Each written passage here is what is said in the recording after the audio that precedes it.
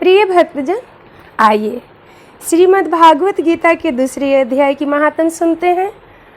भगवान जी की स्तुति कर लें और उसके बाद उनकी महात्म, उनकी कथा, उनकी महिमा के बारे में जानते हैं।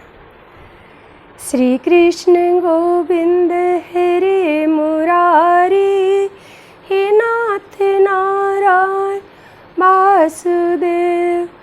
श्री कृष्ण गोविंद हरे मुरारी, हे नाथ नारायण वासुदेव। आइए हम सब मिलकर दूसरे अध्याय के महात्म को सुनते हैं। भगवान जी का लीला है, कथा है। कृष्ण कन्हैया जगत के पालनहार, तो उनका महिमा तो बहुत ही सुंदर होगा। आइए हम मिलकर सुनते हैं।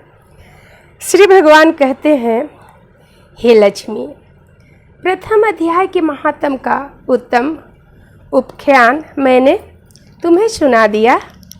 अब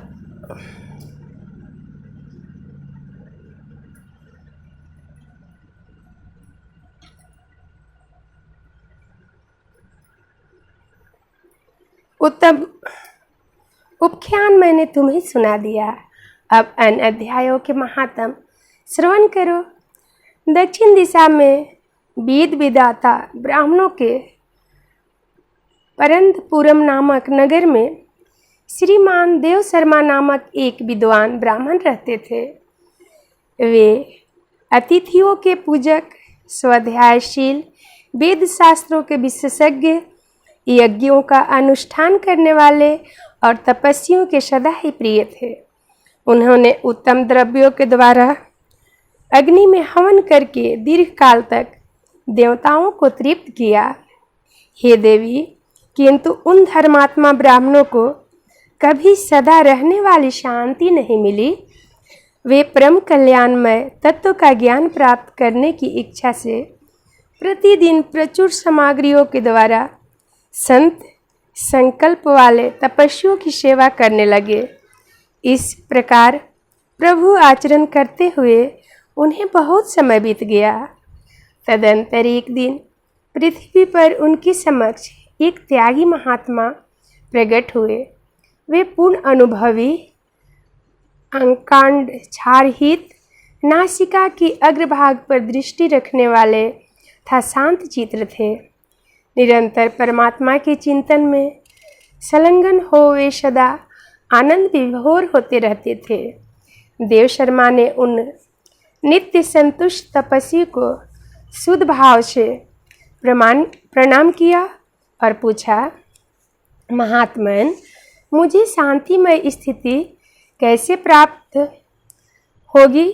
तब उन महात्म ज्ञानी संत ने देव शर्मा को सोपुर ग्राम के निवासी मित्रवान का, जो कि बकरियों का चरवाहा था, परिचय दिया और कहा, वही तुम्हें उपदेश देगा।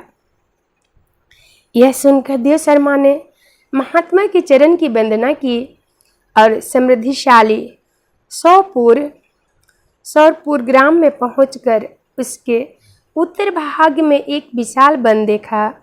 उसी वन में नदी किनारे एक शिला पर मित्रवान बैठा था। उसके नेत्र आनंदातिक से निश्चल हो रहे थे। वह अपलक दृष्टि देख रहा था। वह स्थान आप सबका स्वाभाविक बैर छोड़कर एकत्रित हुए परस्पर विरोधी जंतुओं से घिरा था। वहाँ उद्यान में मंद मंद वायु चल रही थी। मृगों के झुंड शांत भाव से बैठे थे और मित्रवान दया से भरी हुई आनंदमयी मनोहरणी दृष्टि से पृथ्वी पर मानो अमृत छिड़क रहा था। इस रूप में उसे देखकर देव शर्मा का मन अति प्रसन्न हो गया। वे उत्सुक होकर बड़ी विनय के साथ मित्रवान के पास गए। मित्रवान ने भी अपने मस्तक को किंचित नवाकर देव शर्मा का सत्कार किया। तदंतर विद्वान देव शर्मा अन्य चित्त से मित्रवान के समीप गए और जब उसके ध्यान का समय समाप्त हो गया, उस समय उन्होंने अपने मन की बात पूछी। महाभाग, मैं आत्मा का ज्ञान प्राप्त करना चाहता हूँ। मेरे इस मनोरथ की पूर्ति के लिए मुझे किसी ऐसे उपाय का उपदेश कीजिए जिसके द्वारा सिद्धि प्राप्त हो चुकी हो। देव शर्मा की बात सुनकर मित्रवान ने एक क्षण तक कुछ विचार किया। उसके बाद इस प्रकार कहा, विद्वान, एक समय की बात है। मैं वन के भीतर बकरियों की रक्षा कर रहा था। इतने में ही एक भयंकर व्याघ्र पर मेरी दृष्टि पड़ी, जो मानो सबको ग्रस लेना चाहता था। मैं मृत्यु से डरता था, इसलिए व्याघ्र को आते देख बकरियों के झुंड को आगे करके वहाँ से भाग चला। किंतु एक बकरी तुरंत ही सारा भय छोड़कर नदी के किनारे उस बाघ के पास बेरोक टोक चली गई। फिर तो व्याघ्र भी द्वेष छोड़कर चुपचाप खड़ा हो गया।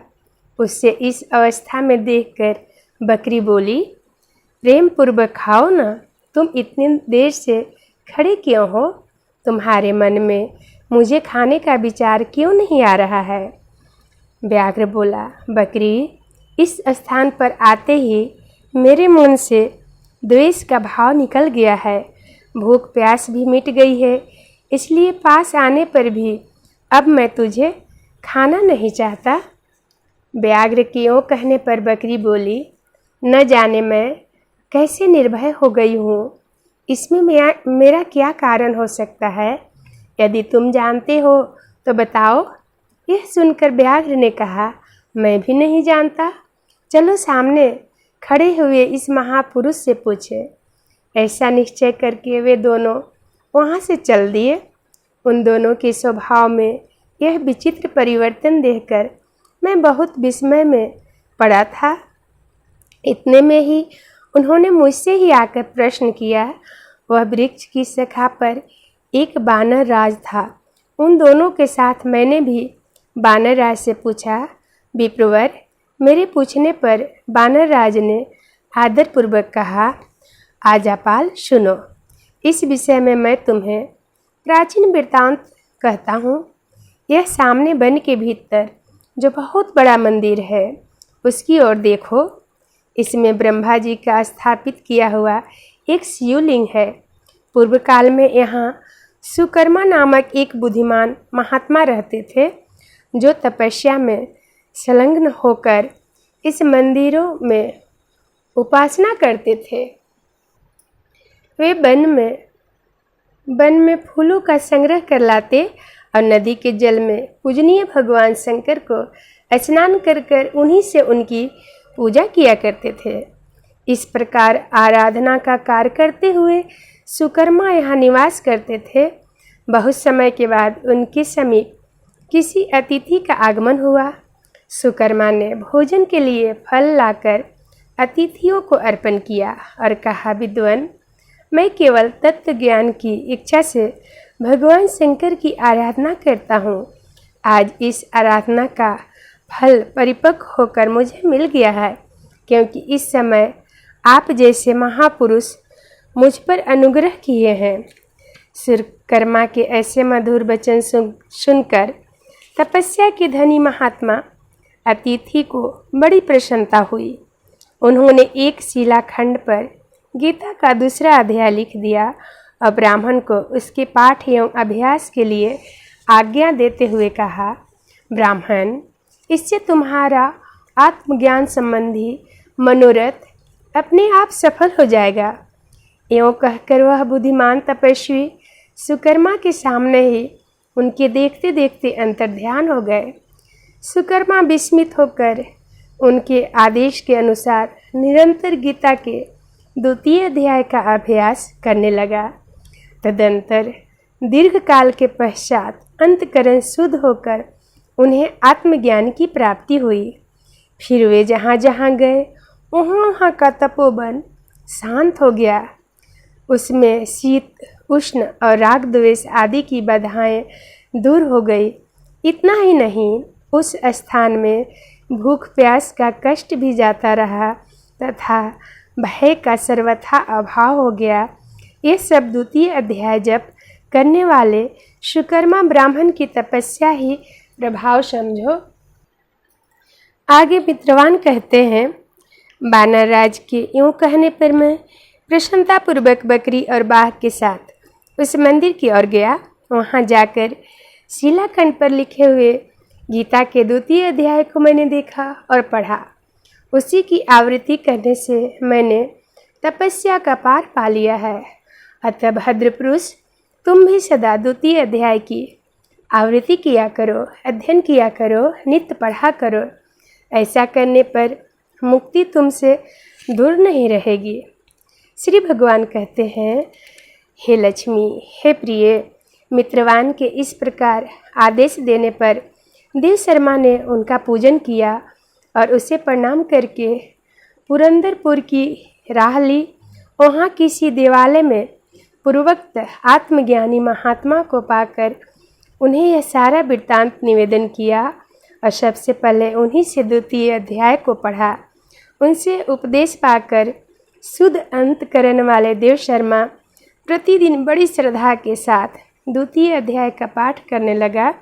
तब से उन्होंने अनवद्य प्रशंसा के योग हो गए, परम पदों को प्राप्त कर लिया। लक्ष्मी, यह द्वितीय अध्याय का उपख्यान मैंने कहा। आगे की कथा में आप तीसरे अध्याय की कथा सुनेंगे। आइए भगवान जी की भजन कर लेते हैं। नाम है तेरा तारनहारा, कब तेरा दर्शन होगा। जिनकी प्रतिमा इतनी सुंदर, ओ कितना सुंदर होगा, ओ कितना सुंदर होगा। नाम है तेरा तारनहारा, कब तेरा दर्शन होगा। जिनकी प्रतिमा इतनी सुंदर, ओ कितना सुंदर होगा, ओ कितना सुंदर होगा। तुमने तारे लाखों प्राणी, इस संतों की बानी है। तेरी छवि पर ओ मेरे प्रभु जी, ये दुनिया दीवानी है, ये दुनिया दीवानी है। भाव से तेरी पूजा रचाऊं, जीवन में मंगल होगा।